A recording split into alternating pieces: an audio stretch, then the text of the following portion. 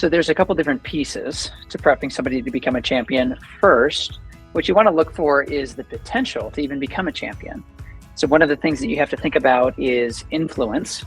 Do they have the ability to change the conversation internally? If they're just a big fan of the product, let's say, and they really want it to go through and to start using the product, but they can't actually shape the internal dialogue about the product, then they're not going to be a champion for you. They could be a coach, they could give you some insider information, or again, a fan. So first thing is to begin to ask some questions. One of my favorite ones is, hey, when you're evaluating a new project, is there anybody that you typically turn to for advice that you would trust to weigh in on? And usually that's the person that I want to champion our products, because that's who people go to and they take their word and say, that's the direction that we should head, right? So that tells you who you want to become the champion. Now, the next piece to start developing them into your champion and to look for the behaviors of a champion, because it's all evidence-based, right? It's based on the action, the things that they are doing in order to move the deal forward. First is they have to see and understand that I get and I understand their problem better than anybody else that they're talking to. And so I might start asking some questions to create and establish that link, like, hey, is there something about this issue that others you've shared it with before just don't seem to understand? And then what I'm doing is playing that back to them in written form and a recap after. So they're like, oh, they got it. They heard me, tracking. The next thing that I'm starting to do is to introduce some type of non-obvious insight to change or frame the way that they think about that problem. It's like, hey, most people, might think that, search on a website is something that they can just plug and play. However, what we found is that the best way to deal with customer support issues is to prevent the issue from happening in the first place instead of going to search for and resolve the answer fastest. That's why our customer experience platform doesn't rely on searching through a knowledge base, but rather preventing issues. It's like, oh, interesting, right? So they're saying, okay, this person knows something about my problem that I don't yet. Let me lean in, learn a little bit more.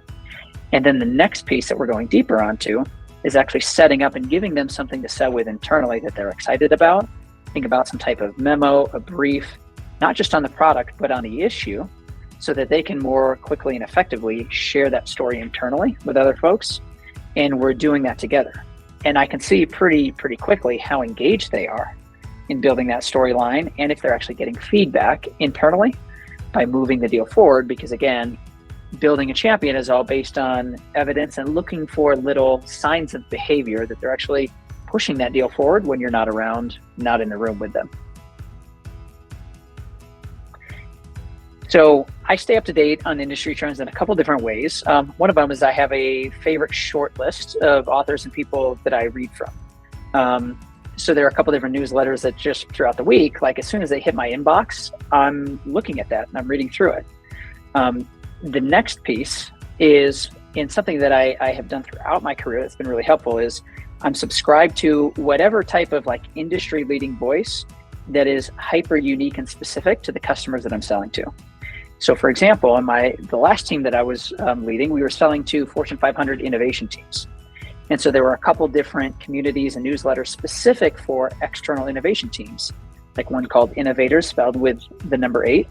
And so I would be attending and going to those events, not from the perspective of which most people do is, let me go try to network and pitch people to generate leads inside of the event. I was going to say, what's happening? What do you guys care about? What are you talking about? And how do I speak like you all? So that next time I show up in a conversation, I'm already steeped in everything that's going on in your world.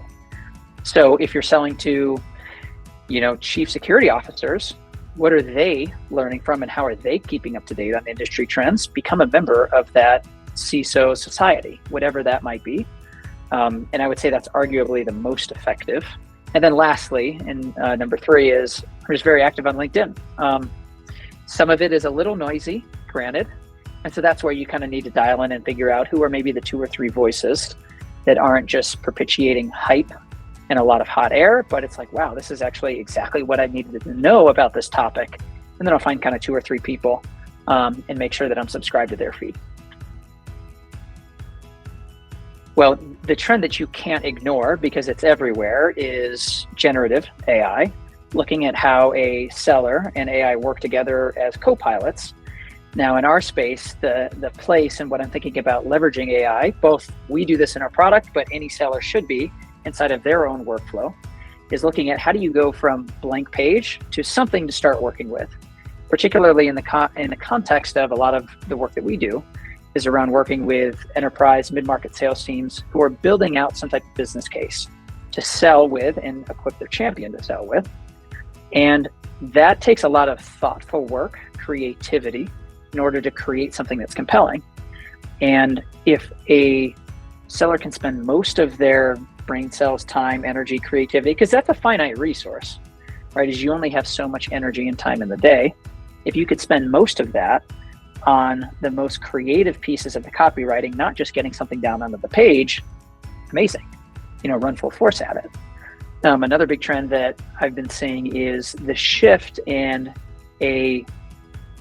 I wouldn't say so much as a shift, but just doubling down on this idea of expanding, working with customers through a land and expand motion to increase account value instead of just building net new pipeline and landing brand new logos. And what we're seeing is a lot of AEs starting to get pulled into more of an AM type role where they're owning the account for a longer period of time. They're continuing with that customer for two reasons. One, a lot of spending on new purchases has decreased. The appetite for new exploratory type projects is all but disappeared. And so the new logos that are coming in oftentimes are coming in at a fraction of the account value and scope that they would have otherwise traditionally. So that not only creates the need, but also the opportunity for the AE to, like an AM, live on with that account. And again, that's where most of the value now is being unlocked more and more, not kind of front top end of the sales cycle. So there's a couple different categories that I use to bucket out a skills framework for sellers. First, one of the kind of the big groups is account research, forming a thoughtful point of view on how you're going to help that account uniquely. This looks like sourcing intel, being able to just different from like the boilerplate, this is how we help this persona with these types of problems. How does that uniquely apply to this customer's world? The next is conversations. How do you have an incredibly engaging conversation to pull out the different types of feedback and input that you need to, one, figure out like, can we actually help them? Does that point of view hold true? Do we need to think about something different for this account? And doing that in a way where it's like on every future conversation, will they be excited? It's like the meeting that they want to schedule with you and they want to keep, not delete on their calendar. That's an art form, which then rolls into kind of the third group or set of skills, which is writing. A lot of what reps are having to do is take those inputs from conversations, turn that into content to move the deal forward. A lot of the real selling happens in between your meetings, and often it will happen without you in the room. So are you using content as a way to equip, set up champions to sell with you? Then next, from there, the next piece of it is project management. It's a whole other group, especially as over time and through your career, you start doing larger deals with more stakeholders. It becomes an exercise in making sure that things are staying on track, that the right people are involved, and that you're actually hitting deadlines. And then last, I would say learning on its own is a skill.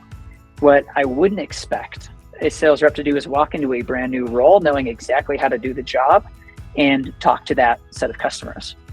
The best reps that I've ever hired always made learning its own thing where they were just hungry and they could quickly ramp up into something brand new fast because they knew how to learn to shrink all of the different tactics into a couple core insights, 3 to 6 different disciplines.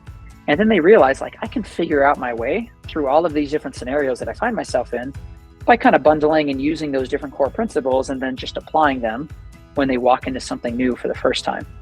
So it's, I guess that's kind of a funny skill that a lot of people don't talk to, but in many ways, like a good enabler helps reps learn how to enable themselves over the long term. The biggest mistake, I've made a lot of mistakes in my career, so that's difficult to pick just one. I'll give you a couple different examples because I think they kind of relate to the same thing, which is focusing far too much on all of the thoughts that are going on in my own head and not being aware of and tuning into what's going on in other people's heads. So one way that this played out externally was I was on a call with an SVP who was already sold on the premise, and he was excited about the deal. I had a new rep in the call with me, and I was concerned about how I looked and appeared. I wanted them to think that their new boss was a smart guy. So I started going way too deep into messaging product, and the SVP stopped me and he's like, Nate, I got it. I'm already sold. You don't need to sell me. Let's keep going. And I was like, oh crap, right? Because I was only thinking about myself and how I was showing up in that moment. Also happened where internally on my own team, so I built out for a former company, the first enterprise business unit. And we were ramping up a new group of reps. Traditionally, the company was more focused on SMB, a couple mid-market deals here and there, but we were moving up market. And with that comes all kinds of like internal politicking, competing for resources. You know, previously it was nothing and kind of ignored until you prove the value to the company, right?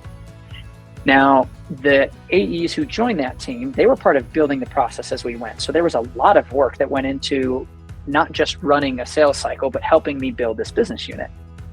I thought I was doing them a service by keeping all of the internal dynamics away from them, keeping them in the dark, because in my mind, I was like, you already have a lot to do. You get to focus. I was only thinking about my own view of the situation. One of our top reps, Rachel, pulled me aside one day and she's like, Nate, you're keeping us in the dark. We know nothing about what's going on at the company at large. You can't do this. Like, it's really demotivating. And I was like, oh, I thought I was being motivating for you guys, like keeping you focused. And she's like, no, not at all. It's actually like really demoralizing for the team. So 2 examples, internal, external, which all go back to the very same mistake.